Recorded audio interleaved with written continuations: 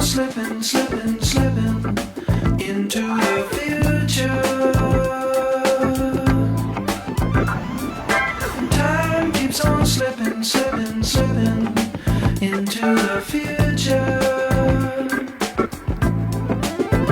I wanna fly like an eagle to the sea. Fly like an eagle, let my spirit carry me. I want to fly like an eagle till I'm free. I go through the revolution. Feed the babies who don't have enough to eat. Shoot the children. What is up, everybody? It's the Palm Harbor Dad. I'm here, Flights with Founders. I've got Matt of Mastry's Brewing Company, who's nice enough to let me in, pull the curtain back, show me his equipment, pour some beers, and we're here to have a conversation, business over beer. So thanks for letting me in, Matt. Oh, absolutely. Always love doing this. Community outreach is clearly that's a big part of what craft beer is anyways. 100%. As I have continued filming these, you really get the community sense, not just with the brewery and the community itself, but the brewery and the brewery owners and founders have kind of banded together and created a community of their own, I've noticed. Oh, absolutely. I mean, so, we've been here since 2016, just before us, especially in the downtown area of St. Petersburg, Green Bench, Three Daughters, St. Pete Brewing Co., Cycle Brewing. I mean, it just, we got a whole lot of information, knowledge taken under their wing from them, and every time another brewery opens up, it's just like, it's kind of like the fraternity you never knew you were going to join. Yeah, I found that too. A lot of people have given nods to other breweries as well. Actually, someone mentioned that you helped them along the way as well. I recently shot with Clearwater Brewing Company, and they mentioned that you helped them along the way. So it seems like everybody's kind of willing to help each other out, which is really cool. So before we get into the beers, I just want to know a little bit, if you could fill me in on your origin story. What inspired you to start brewing beer, first and foremost, and what inspired you to open Mastry's? Yeah, so I mean, for the most part, so of course Mastry's is not my last name, but it is a family name. It comes from my grandmother's side. So my great-grandparents came to the St. Petersburg area back in the 1890s. So there is, I think as you discovered this today, there is a Mastry's bar in downtown St. Petersburg. Yep. They actually just celebrated their 90th anniversary. Wow. So it is one of the oldest, longest running businesses in downtown St. Pete. Really again, but my grandmother, very much a maverick of her time. Nice. Real estate professional, singer. She very successful in her career, a real entrepreneur herself. And again, this was a time where, back in the 50s where women weren't really prevalently known to be career forward. Yeah. And she kind of did it all. And badass. So, of course, when I think about the brand and what story really needed to be told by the inspiration to go on this journey, Grandma came, first and foremost came to mind. When she was up in New York City, her and her husband owned many restaurants themselves. So hospitality is a little bit in the blood there, but at the same time, work ethic. Sure. And really just can't, talk about that enough. My background, though, I'm actually an engineer by trade. No so, University of South Florida, go Bulls. College of Engineering, graduated 2008, and most of my early on professional career was really around refrigeration, air conditioning, pumps, control systems, pneumatics, anything and everything that you kind of see that we use in that back of the house to make beer cold, keep beer cold. I kind of early on became a resource for the industry for that, and through that, falling in love with the community, the philanthropy, the just that camaraderie in general. On top of that, the entrepreneurial spirit, the creativity, the science, the engineering of what we do out here. It was one of those areas that I just kind of keep telling everybody that I had my professional aha moment that I finally had a career that was fulfilling, like full circle, where it really allowed me to be a jack of all trades and as multifaceted, like I keep going back to, that the craft beer industry is. I mean, think about it alone right here. We've got manufacturing back here, you've got marketing and communication, you've got branding, you've got the whole business side of it where you're looking into your P&Ls and payroll and taxes and all that kind of stuff. Then you've got the community aspect of it and entertainment and, you know, it's so multi-dimensional that if you're a little ADHD professionally like I am, you can see real quickly how like it kind of just sucks and draws you in because you're always doing like 10 different jobs every day. Yeah, it's perfect for someone like you who has that engineering background, but then I'm sure you have the entrepreneurial spirit, which lends a lot to this stuff. So that's awesome. Beer-wise, was there anything that brought you in and you're like, I could brew this beer? Or was it just because you started making equipment or helping breweries with equipment that kind of got you thinking that? Yeah, you know, my mind is like, through being an engineer, very analytical, so very procedural, and you know, of course there is an art to making beer, but it's very different. And if I'd like to ever compare it to anything, making beer is a lot more like baking than it is cooking. Yeah. So cooking, you can start sauteing, throw a little extra this, a little extra that, caramelize it up a little bit in the pan. You don't have that same liberty to change the flavor profile as you're brewing it to kind of discover what resultant is going to be there at the end. Because, you know, again, you're making a really good a bisque. You can sample it as you're going. It needs a little bit more. This, you've got to let it go through fermentation and let the yeast do its thing. And you can kind of have an idea where it's going to go based upon past experience.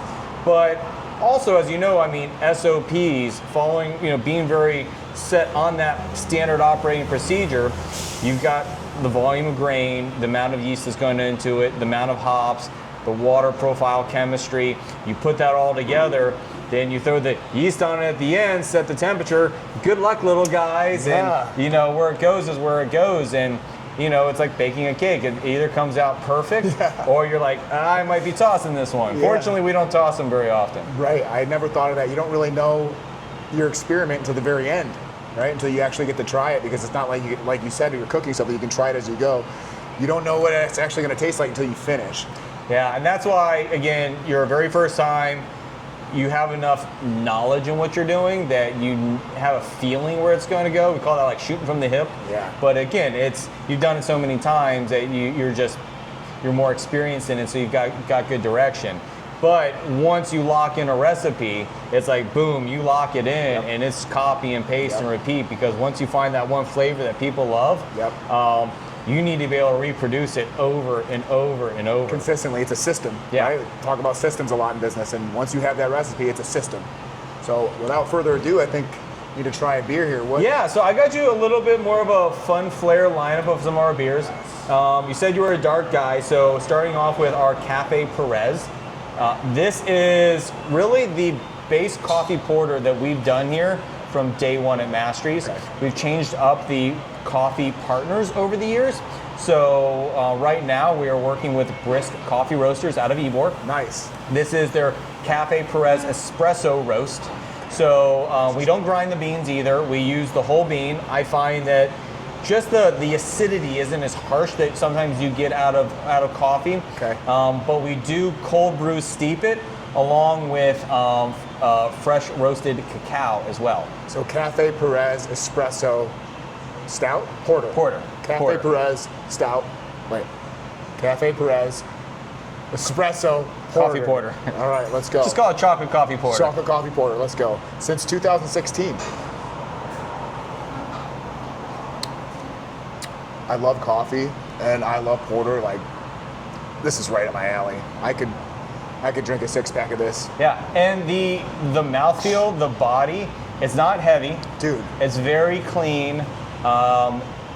because we're in Florida, because we're in this coastal territory of St. Pete Beach, we really focus on the drinkability of beer. Yes. And so the right mouthfeel, right body. I want you to be able to have 2 or 3 of them and not being like, oh man, that's just a big, thick, heavy, dark beer. It's not. I mean, I know it's dark in flavor, but this is super crisp, and I could finish.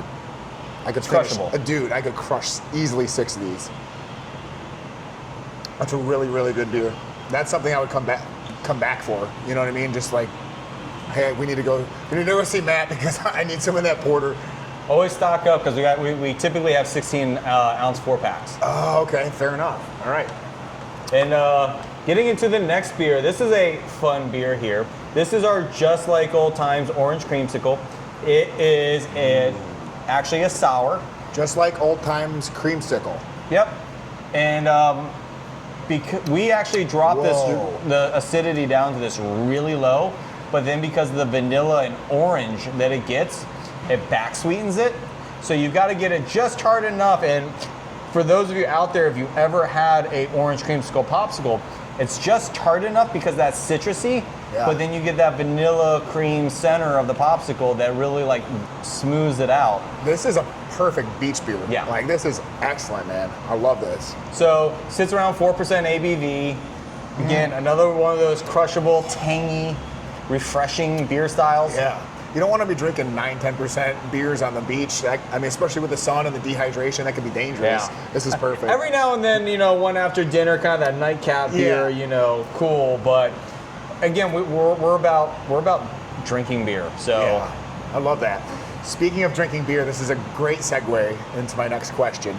So I want to know, when you first got into drinking beer, I know you went to USF, so you probably had your fair share of beer drinking there. From when you first started drinking beer, what was your kind of go-to beer to what you're into now? How have your taste evolved as a beer drinker? Man, thinking back, so That's so good. back in 2014, 2015, you had like Mr. Dunderbox in Tampa. We had the Old Northeast Tavern in downtown St. Pete. I think the Ale and the Witch had just come out. We had a handful of locations that you could get, good quality. Most of it was import craft beer. There was a Canadian brand, Unibrew, still out today. I was often drinking their La Fin de Mont, which was their Saison. Their Trois Pistales, 3 pistols, is their Belgian triple. Nice. And then they had this, almost like the St. Bernardus, the 8%er bombers.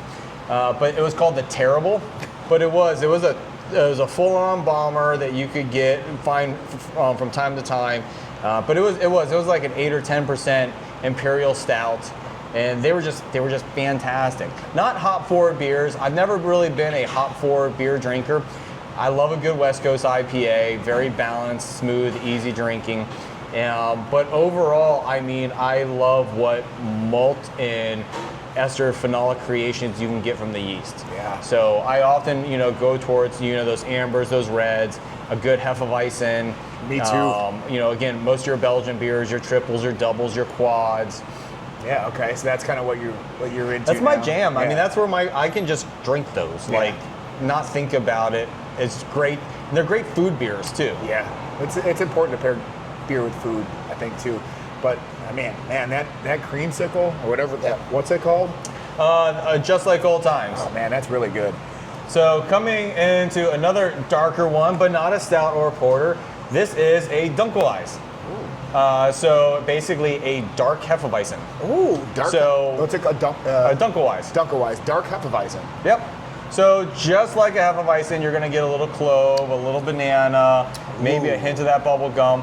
But the reason I like this is because I'm a big banana nut bread fan.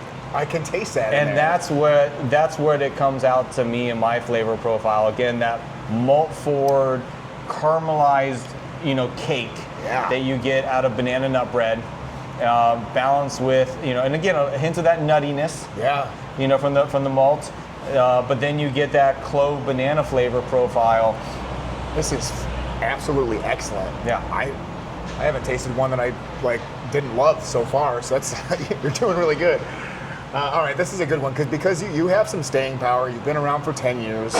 You also made it through Helene, which was horrible for this area, especially on the beach. If you had to, and we talked about, the brewery community being a community in its own. If you had to give someone some advice that was looking to start a brewery in 2026, what advice would you lend to them to maybe avoid some landmines or some trouble along the way that maybe you wish someone would have told you starting out? And I know it's a different landscape now because it's 10 years. Fast forward 10 years, it's much different. It's much more populated, I think, the craft brewery scene. What advice could you lend to someone looking to start a brewery? Yeah, looking at it today, giving somebody advice about what to do with their business model today, and it's interesting that you asked that question. So back to the USF. USF has a brewing arts program that Mastry's Brewing Co. we do participate in, Nice. and actually I teach the business and beer segment for the modules at the USF Brewing Arts program. And so this is a question that I genuinely get to answer often. That's great. As the last 10 years have gone, you gotta remember 10 years ago, craft beer today is like almost think of any new hip, hot, cool beverage on the market is. That's what craft beer was 10 years ago. Yeah.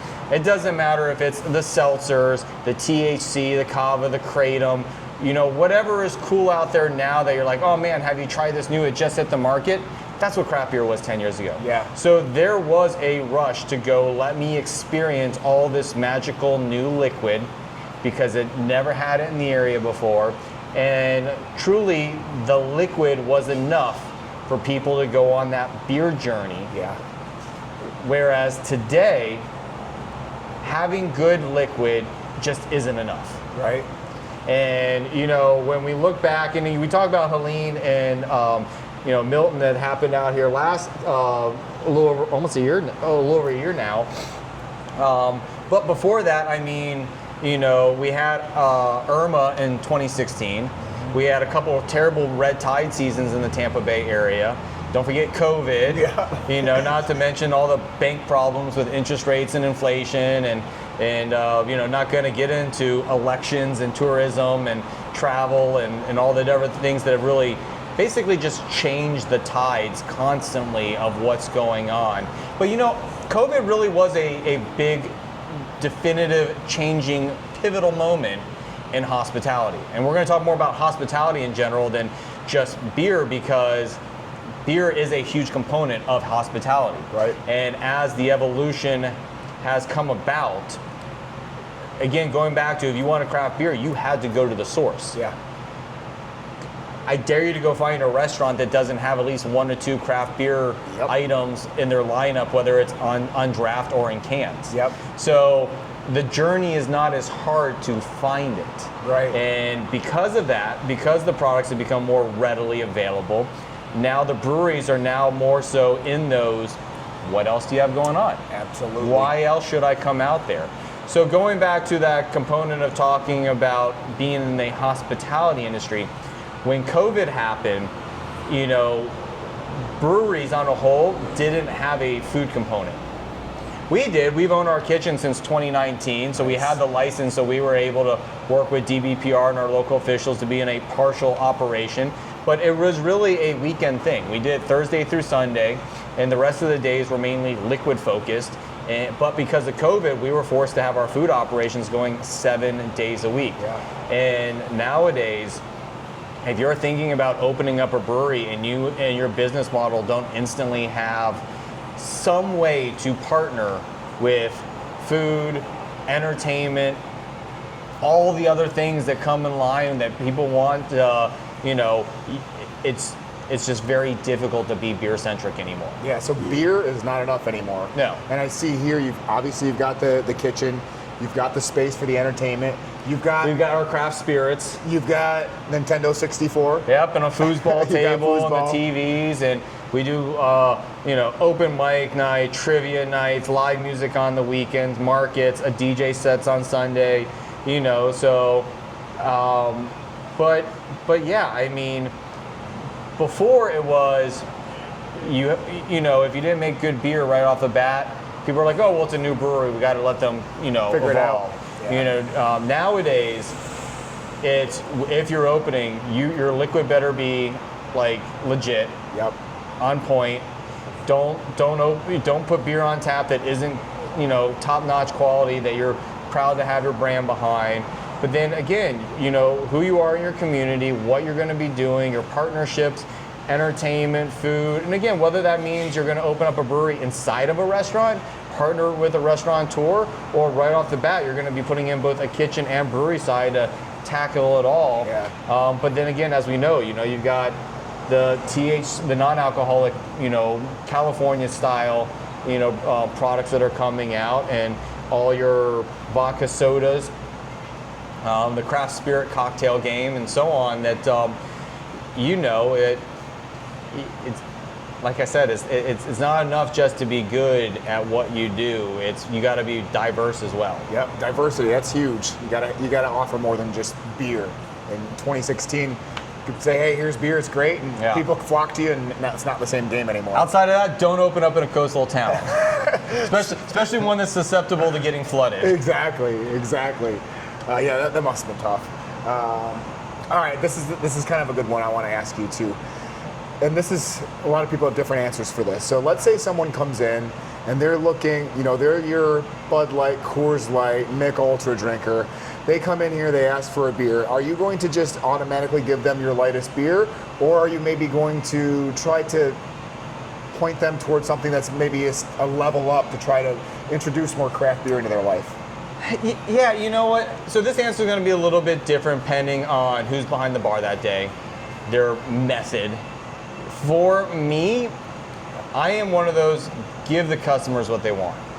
The best way to earn confidence is to give a customer exactly what they want, and then once they've tasted the quality and go, wow, I really like this, and this is, better than my macro beer that I'm used to, but still fits in that niche category, then they will be more open to trying something else. Yeah. So right now on draft, we've got our Kolsch, we've got our St. Pete Pilsner, we've got our Green and Gold Lager, 3 solid beer flavored beers that if somebody came in off and said oh, I am a Miller High Life, Mick Ultra, Bud Light, I want some type of macro beer, which that's always one that I kind of chuckle at too. I'm like, well, how much more domestic, macro kind of do you want it to get?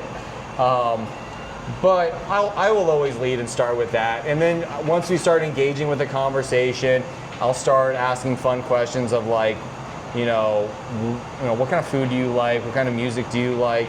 Learn a little bit more about them and try to help guide that to their beverage experience. And then once I learn it's not that they don't like craft beer, they're not an IPA fan, or they're not a fruit fan. They don't want fruit in their beer. They don't want too much hops in their beer. Once I've gained that relationship, then it's usually doing what craft breweries do best. Go to the tap list with our little sample cups, pull cool little fun things out, have a conversation, give a little education with it, and then hopefully inspire their next beverage journey. And if not, we've already won them over with the confidence that they know that they got those crisp beer flavored beers that they're looking for. Yeah, so you do a little personality trait and pair their personality with maybe a beer that might work for them, and let them sample. That's great. You never know, one of those samples might really speak to them, and then now you've got a craft beer person. And the last thing you want to do is throw something on somebody's palate that the next beer they're like, yeah, I don't like that, give me, and they're like, okay, they drink that, and it doesn't even taste the way it should have, because their palate and mind, their mentality about it is already changed. Yep. So they're already being doubtful. Got it. So give them what they want first. Win them with confidence, win them with a good, solid, crisp beer flavored beer, and then, like I said, now they're a little bit more open to experimenting something. Yeah, especially when you find out their personality and you give them, and you're excited about it too, right? This is your life, so obviously you're going to be excited about your beers too, so that excitement will probably get them a little excited about it too. And plus then, by then, they've already had a beer, so they're opening up a little bit to you too, I'm sure. Yeah, and I'm one of those people that, if I happen to come in on the weekend, I got 2 kids, so it doesn't happen very often, but if I'm here with my wife and kids, and usually staff knows, don't ask me which beer I want, just It's always dealer's choice for me because I love that. I can drink around the tap list really easy, and yeah. So to me it's about quality beer, you know. 100%. Speaking of quality beer, what do we got last? So saving the last, technically the first for last, because this is clearly we've been here 10 years, so not the very first beer that we brewed as far as this batch, but this is our very first recipe that we did here at Mastry's. This is our hefeweizen. Okay, what's the name of it? We just call it Hefe. All right, this is hefeweizen. Yep. Cheers. Yes. When we opened up, dude, this is right up my yeah, alley. when we opened up or was at least writing the business model to come out here to the beach, you know, a really solid hefeweizen was actually my pool beer. I bet. Yeah, pool beer, hefeweizen, that's I would find, you know, a 4-pack, 6-pack, you know, of Hefe on a Friday heading home from work, and like that was I'm gonna go throw something on the grill, hop in the pool, enjoy a Hefe, and so when we came out here, I'm like, there is no better beach beer, pool beer, Florida beer style, in my opinion, than a really crisp Hefeweizen. It's universal. Yeah. It's smooth. It's easy drinking. It's got good flavor on it. Yeah. It feels thirst quenching and hydrating. Yeah, I cannot disagree with you. This is excellent. And yeah, so lo and behold, we actually won, you know, a gold medal of Best Florida Beer in 2016 for our Hefe. Oh, I believe it. So what I've been doing too is once I've tasted all of them, I'm going to go back through and taste each one more time and tell you which one I like the most. But before I do that, we've got one last question, kind of tie everything together. Moving forward, what are you most excited for about Mastry's Brewing Company in the future? Yeah, so we have so many big plans. This is back to Matt being a lot professionally ADHD. So we have an acre and a half that we've purchased in the city of Pinellas Park. Nice. So we're fully permitted right now. The short, long story, everybody keeps asking me when we're going to break ground. We're fine-tuning the last little things. And then, as I'm sure everybody knows, the SBA itself keeps getting shut down for like months at a time, with a part of a department open, another part kind of open. And then because of that, it's caused a lot of disruption in the lending industry. So put it this way, banks are not very entrepreneurial right now because they themselves are too trying to figure out what the market's doing. And so we've got 3-4 banks that we're working with right now, that we've got some term sheets that we're negotiating through. The good thing, like I said, we're permit ready. We're ready to break ground, but again, with everything that's going on, the constant fluctuations in the financial market, we don't want to jump into something at a time and lock something in that could add vulnerability. Sure. So meanwhile, while we are fine-tuning and working with our lending partners on that, continuing to value engineer a little bit, work on inter-brand components that we'll be bringing over to the city of Pinellas Park, some other Pinellas Park partnerships and so on. But yeah, so I mean, essentially, it's a full-on destination, and this is where you again asked me earlier, what advice? So I'm giving myself the same advice. It's all things happening. You asked me a problem that I saw out there in the craft beer market. I firmly believe that I solved it in this one destination. Like any problem, it doesn't matter. You go from brewery to brewery of like, they do this, but they don't do that. Or you go over this one's too kid friendly. This one's not enough. How do you balance that? This one doesn't have enough food. This one's too specific on their food. Like, so it ultimately is a full-on market hall.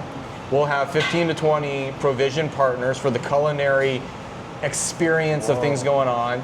And then we're going to have a brand new 5,000 square foot beverage manufacturing where we can now headquarters up and lead more volume for the craft spirits, the beer, continue to work with our roasted coffee partners, some of our other beverage stuff that we've been working on. But, you know, right here at Mastry St. Pete Beach, we're about 2,000 square feet under roof. Yeah, I was going to say. So it gets kind of difficult to keep expanding and moving out those product segments with such a limited footprint. Yeah, you've outgrown where you are now, and that's a good thing, obviously.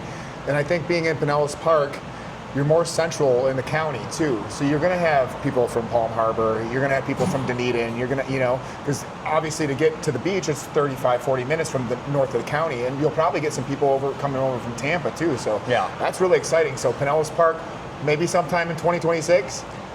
Yeah, break ground in 2026. It's a full ground up, 40,000 square feet of construction. Okay, yeah. so probably. Yeah, so once we break ground, it's about a 12 month, construction time. Now I'm going to go through and I'm going to go and taste test each one. This is going to be hard, man. Every single one of your beers, like, honestly, like 8.5 or more for me. Like, these are. I appreciate that. These are freaking good. So this is the coffee. Yeah, that's the Cafe Perez, the chocolate coffee porter. This is a good, like, it's noon, I'm day drinking, I'm gonna start with this one. Hey, you never know if it's too early for a beer or too late for coffee. Yeah, here you get to solve both of that. This is the orange creamsicle. Orange creamsicle. Apples and oranges too, pun intended, but man, that's really good too. And then our Dunkel.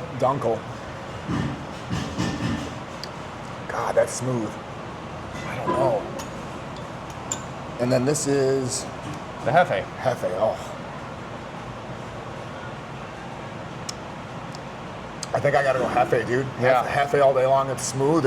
But it's got body to it. Like totally beach beer, totally boat beer, totally pool beer. Like you think on the beach, like this is the beer I'm bringing, man. I'm telling you. Those soak up the rays, suck in all that salty air in there. Yeah. And then throw a Hefe back. Yeah. So if you're gonna come to the beach, first of all, you gotta stop at Mastry's Brewing Company. You gotta see Matt. On your way out, get some Hefe, bring that to the beach, assuming it's one of the beaches that you can actually drink on, right? Because we want to stay compliant. And Matt, are there any closing thoughts you have before I let you go? Yeah, no, so guys, it is, so I don't know when this is going to be aired, but it is American Craft Beer Week. Yeah. So today is Monday, May 11th, all the way through the 17th. What is American Craft Beer Week? So again, the craft beer designation itself just means that it's independently owned and under a certain volume. Okay. So it is domestic beer. It's made here in the good old USA. Definitely search out that independent craft beer seal on the cans. And the big thing to always remember is that when you're supporting your local craft brewery, you are directly investing into your own community, because these are people who live, work, and play right here side by side with you inside your community. So, I always tell everybody, if you're going to go out there and choose a beer, choose craft first. That's right. American Craft Beer Week is this week. I'll put a little snippet out there this week so we hit that. And Matt's going to take care of you. Come to Mastry's Brewing Company. This has been Flight Through Founders with the Palm Harbor Dad. We appreciate you guys. Cheers. Into the future.